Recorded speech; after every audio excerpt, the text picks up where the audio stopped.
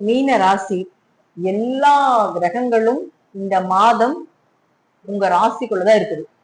எப்பவுமே கூட்டு கிரகங்கள் ராசிக்குள்ள இருக்கும் பொழுது அத்தனை யோகங்களாக இருந்தாலும் உங்களுக்கு வேலை செய்யும், அத்தனை பாதகங்களாக இருந்தாலும், அதாவது கெடுதலாக இருந்தாலும் வேலை செய்யும். ஜென்ம சனியாக இருக்கிறதுனால தசா புத்திகள் நல்லா இருந்துருச்சு அப்படின்னா யோகத்தை அள்ளி கொடுத்துட்டு போயிடும்.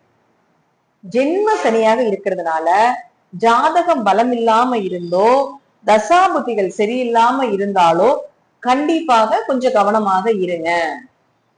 அப்ப ஃபர்ஸ்ட் ராசிக்குள்ள என்ன இருக்குன்னு பாத்துட்டீங்கன்னா சனி செவ்வாய் இருக்காரு. எப்பவுமே ஒரு ஜாதகத்துல சனி என்ன யோகமாக இருந்தாலும், செவ்வாய் எவ்வளவு யோகமாக இருந்தாலும், கூட்டு கிரகங்கள் சேர்க்கை ஆகும் போது ஒரு போராட்டத்தையும் ஒரு மன வலியும் வேதனையும் எல்லாருக்குமே கொடுக்கும் அப்படிங்கிற அமைப்பு உண்டு. அது உங்க ஜாதகத்துல சனி செவ்வாய் இருக்குதா கண்டிப்பா உங்களை போட்டு அமுத்தும் அப்படிங்கறத மாற்று கருத்துக்கு இடமே கிடையாது. அப்ப செவ்வாய் யார் அப்படின்னு பாத்துட்டீங்கன்னா 2 மற்றும் 9ஆம் அதிபதி.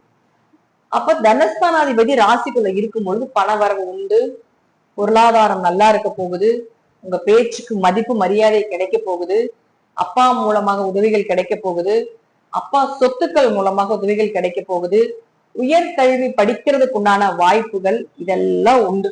ஆனா 11 மற்றும் 12ஆம் அதிபதியான சனியோட நிற்கும் பொழுது இது எல்லாத்தையும் கொடுத்து விரயத்தையும் கொடுப்பார், கடின உழைப்பையும் போட வைப்பார், ரொம்ப அலைச்சலையே கொடுக்கக்கூடிய ஒரு மாதம். அதிகமாக பயணம் பண்ண போறீங்க, தேவையில்லாம அலைய போறீங்க. அதாவது அலைச்சல் இருக்கும், கடின உழைப்ப போடுவீங்க, அந்த அலைச்சலுக்கும் அந்த உழைப்புக்கும் உண்டான ஒரு வேல்யூஷன் அப்படிங்கிறது கொஞ்சம் குறைவா இருக்கும், அதனுடைய பலன் அப்படிங்கிறது கொஞ்சம் குறைவா இருக்கும். அதுதான் சொல்றது. அப்ப சனி செவ்வாய் சேர்க்கையோட இருக்கும் பொழுது கொஞ்சம் போராட்டம் இருக்கும், வலி இருக்கு, ஏன்டா இப்படி நடக்குது, நமக்கு மட்டும் ஏன் இந்த மாதிரி எல்லாம் ஒரு மனவேதனைகள் வருது அப்படிங்கிறது ஒரு மன வலி ஏற்பட்டு கண்ணுல கண்ணீர் சிந்தினதுக்கு அப்புறம் தான் உங்களுக்கு நன்மைகள் நடக்கும். இதுதான் உண்மை. இதுதான் இந்த மாசம் நடக்கும். அடுத்து சுக்கிரன் 3 8 குடையவர், அவர் 2ஆம் வீட்டுல இருக்கார். 3 குடையர் 2ஆம் வீட்டுல இருந்தா உணவு தொழில் விவசாய தொழில் செய்யக்கூடியவர்களுக்கு எல்லாமே நல்ல வருமானம் வரக்கூடிய ஒரு மாதம் இந்த மாதம். அப்ப 8 குடையவர் 2ல இருந்து தன்னுடைய சொந்த 8ஆம் வீட்டை பார்க்கும்போது விபரீத ராஜயோகம், ஷேர் மார்க்கெட் யோகம், பண புழக்கங்கள் அதிகமாகிறது, கண்டங்கள் விலகிறது, வெளியே கொடுத்த பணம் எல்லாம் திரும்பி வர்றது அப்படிங்கிற அமைப்பு உண்டு. அடுத்தது சுக்கிரன் 3ஆம் வீட்டுக்கு போயிடுவார். இங்க போனார்னா ஆட்சி பலம் பெற்று பலமா இருப்பார். ஆனாலும் தன்னுடைய 9ஆம் வீட்டை பார்ப்பார். இங்க இருக்கிறத விட இங்க போய் தன்னுடைய 9ஆம் வீட்டை பார்க்கும் பொழுதுதான் அப்பா மூலமாக உதவிகள் கிடைக்கிறது, கடினமா முயற்சி பண்ணி ஜெயிக்கிறதுக்கு உண்டான ஒரு வாய்ப்புகள், வெற்றி அடையக்கூடிய ஒரு வாய்ப்புகள், ஸ்போர்ட்ஸ்ல இருக்கக்கூடியவர்களுக்கு எல்லாமே கிரேடு கிடைக்கிறது, இதெல்லாம் சூப்பரா இருக்க போகுது இந்த இடத்துல சுக்கிரன் வந்ததுக்கு அப்புறம். சுக்கிரன் இந்த மாசம் உங்களுக்கு இந்த லக்னத்துக்கு சரியில்லாம இருந்தாலும் கூட நன்மைகளை கொடுக்கக்கூடிய ஒரு மாதமாக சுக்கிரன் வரப்போகிறார். அடுத்தது புதன் 4 7 குடையவர் 12ஆம் வீட்டுல இருக்கார். அதுக்கப்புறம் ராசிக்குள்ள வந்து நீசமாகிறார். நீசமானாலும் புதனுக்கு வீடு கொடுத்த குரு கேந்திரத்தில் இருக்கும் பொழுது நீசபங்க ராஜயோகத்தை பெற்று யோகத்தை கொடுக்கும். அப்ப குரு இங்க பார்க்கிற வரைக்கும் பிரச்சனை இல்ல, இங்க வந்தாலும் பிரச்சனை இல்லை. கணவன் மனைவி அந்யோன்யமா இருக்கிறது, உடம்பு ஆரோக்கியம் நல்லா இருக்கிறது. சனி செவ்வாய் இருந்ததுன்னா கொஞ்சம் காய்ச்சல் வரும், கால் வலி, இடுப்பு வலி, ரத்த சம்பந்தப்பட்ட நோய், ஒரு பிளட் டெஸ்ட் கொடுப்பீங்க, தேவையில்லாம பிளட் சிந்துறது, இதெல்லாம் நடக்கும் இந்த மாசம். ஆனாலும் குரு இங்க இருக்கிறதுனால சமாளிச்சுக்கலாம், பெரிய பிரச்சனை வராது. நல்ல வரன் அமைஞ்சு வர்றது, இந்த மாசம் கொஞ்சம் வரன்கள் எல்லாமே தேடி வர்றது, கணவன் மனைவிக்குள்ள அந்யோன்யமா இருக்கிறது, சந்தோஷமா இருக்கிறது, இதெல்லாம் இந்த மாசம் நடக்கும்.